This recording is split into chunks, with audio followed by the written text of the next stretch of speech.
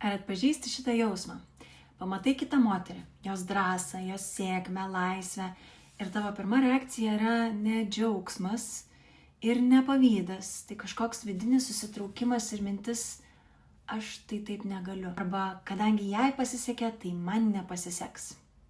Lyg jos šviesa automatiškai pritemdytų tavoje. Bet tiesa čia ta, kad tu tiesiog užaugai kultūroje, kuri mus išmokė, kad sėkmė yra kažkoks baigtinis resursas. Mes išmokome lygintis, nes mums įkalė į galvą, kad kito žmogaus pergalė reiškia tavo pralaimėjimą. Bet tai nėra tavo prigimtis, tai yra išmokta programa.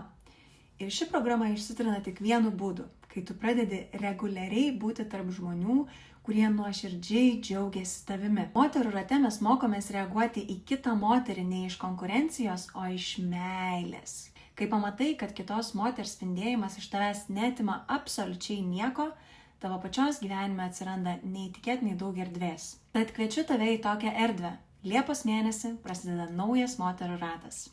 Informaciją rasi mano bio.